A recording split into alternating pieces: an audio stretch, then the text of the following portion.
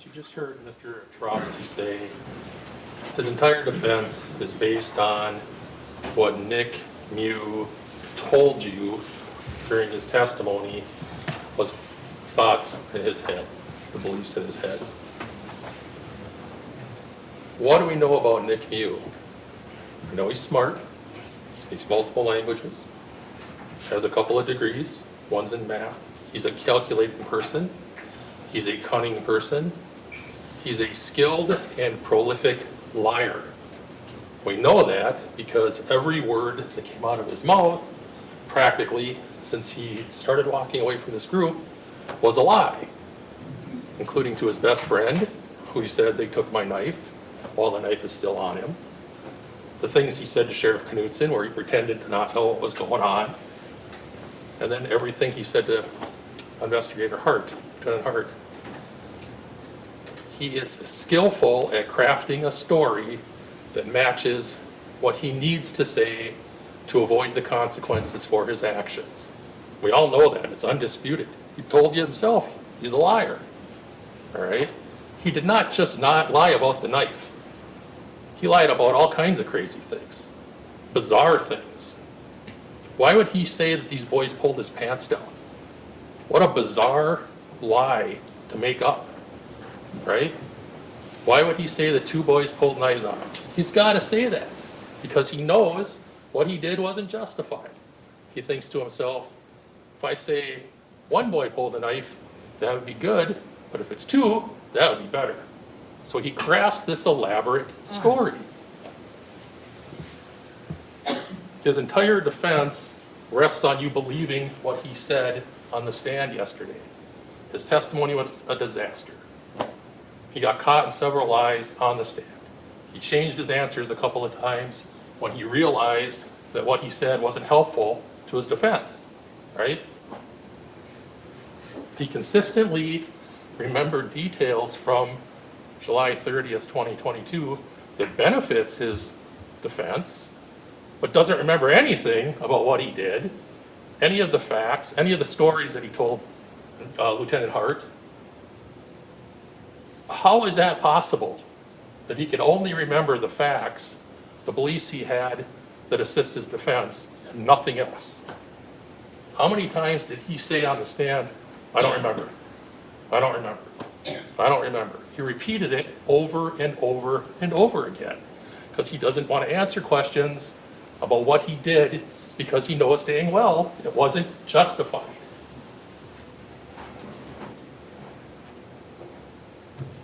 He's lying. He's lying. One of the many things I'm going to be grateful about when this is done is that I never have to hear again that the actions he took that day was the fault of these boys. That's ridiculous. It's despicable. There's never been any explanation from the defense as to why Nick Miu ran up on these boys, why he grabbed their tubes, why he was groping around where their legs were.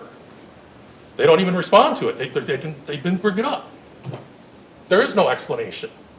That behavior is inexplicable. He's a bizarre person. He made bizarre choices that day. It is not their fault. It is not their fault. I'll say it 100 times. It's not their fault. These boys have beat themselves up every day since this happened. You saw the raw emotion on the stand. Their best friend was murdered by this guy. And to say that it's their fault is despicable. Nobody's responsible for Nick Miu's choices but himself. He chose violence at every turn. There's been some question about whether he's fragile. Part of him is fragile. His ego is fragile. As his attorney had said early last week when he's questioning these boys, you were trying to humiliate him. You were trying to insult him. You were taunting him. He was humiliated. He was insulted. He didn't like these boys treating him like that. He certainly didn't like Madison Cohen getting in his face, so to speak. And eventually, he did just snap. He pulled his knife out, getting ready for violence, pulls it out, holds it down where nobody can see it, holds it at his side, and then hits her. That started the violence. He prepared for the violence before he started it. He felt humiliated, and he wasn't going to let it go. I asked him, did you ever take a step back at any time when she was yelling at you? No. With no explanation.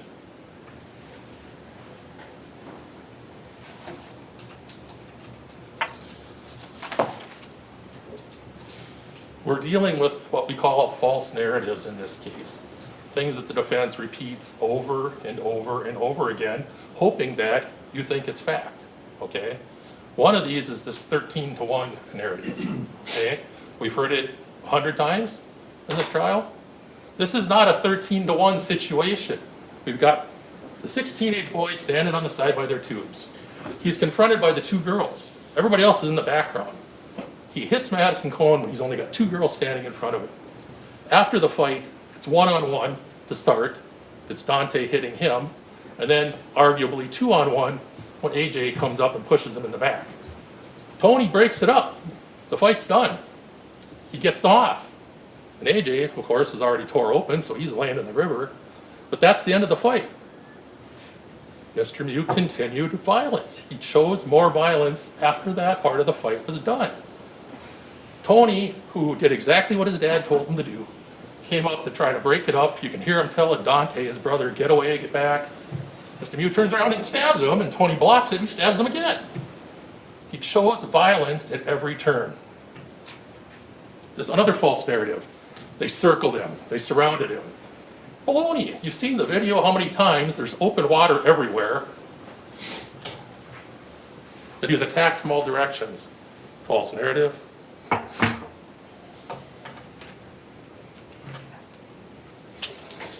He said that Owen Peliquin testified that they stuck around because they wanted to see how it played out. That's true, but what he didn't mention is that Owen also said he wanted to make sure he didn't do anything to this woman. And you know what? Those instincts were exactly right. Those instincts were right.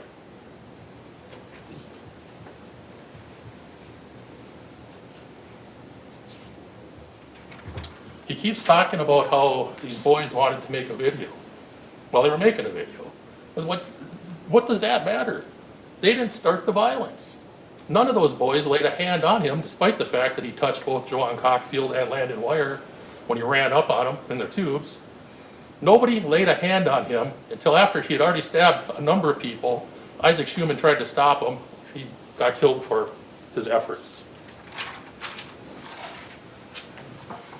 He seems to be arguing, the defense seems to be arguing that Isaac somehow deserved it. I don't understand that argument. He's trying to protect people.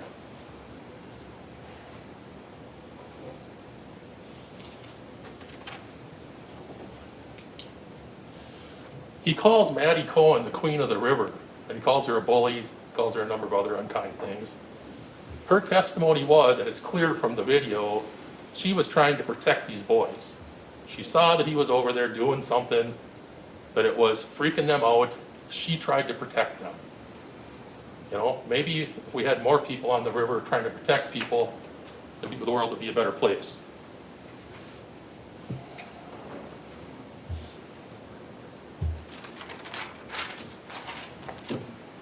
They've made, over and over, they've argued that Maddie was never punched because she has no marks on her face. Nick Miu, who, as Mr. Trofsky said, was lifted off of his feet by the punch from Dante and punched in the jaw and fell in the river, gets up and there's no marks on his face. We have pictures from him. We have the video. We have his interview with Lieutenant Hart later. We have the pictures that the jail nurse took 5 hours after. There's no bruising. There's no puffiness. There's no swelling.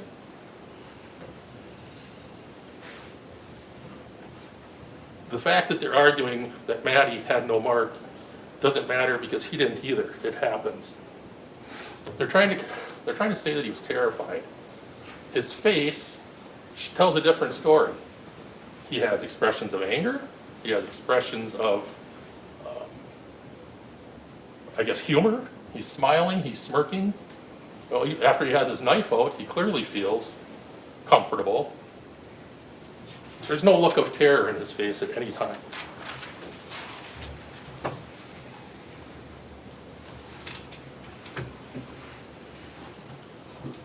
A.J. Martin was not armed.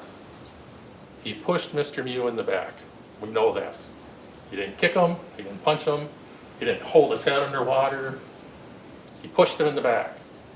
And for that he got a incision on his body from his belt line all the way up. You saw the pictures. It's horrible.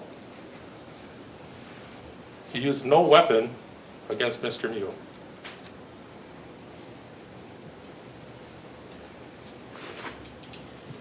They made a big deal about Lieutenant Hart telling Mr. Miu in the interview that she would have been scared too.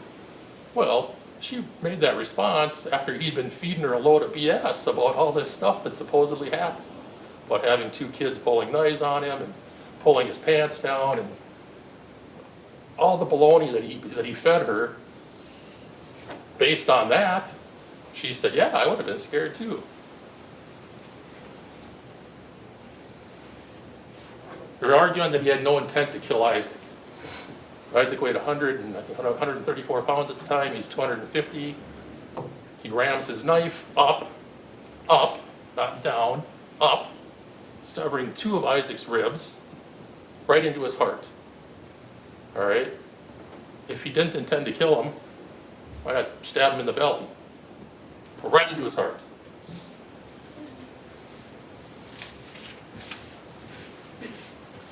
We've heard no explanation whatsoever as to why he stabbed Riley Madison. We know from the video she's standing off in the background after Tony's trying to break it up. He just walked over and stabbed her.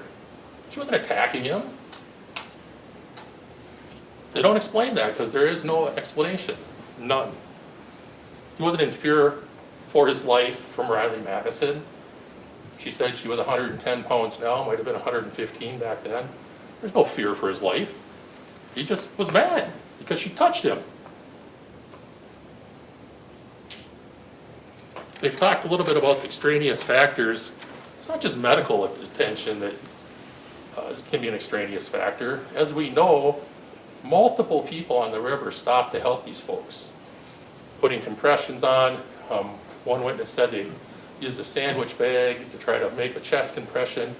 There was a lot of interventions for these folks. We know with Riley Madison specifically that Larry and Davis and his brother, we saw it on the video, got her to shore on a tube. People went out of their way to help these folks. These are extraneous factors. But another extraneous factor is he just got unlucky. You know, if he,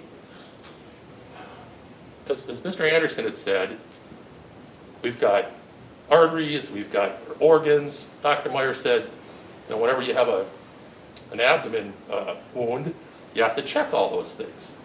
It's kind of a miracle that more people didn't get killed. It's not by anything he did. He just got lucky. Missed major organs and arteries.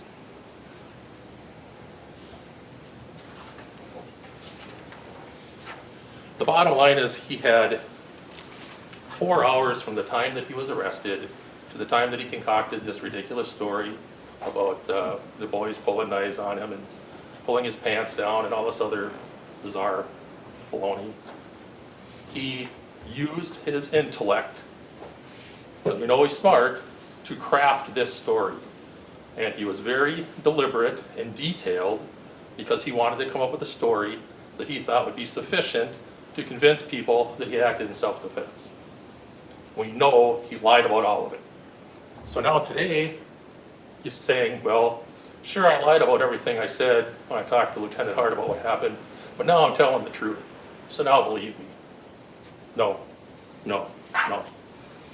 You have my full confidence. I know you're going to return a just verdict of guilty and deliver justice to Isaac Schumann and everybody else who got hurt by this man. Thank you.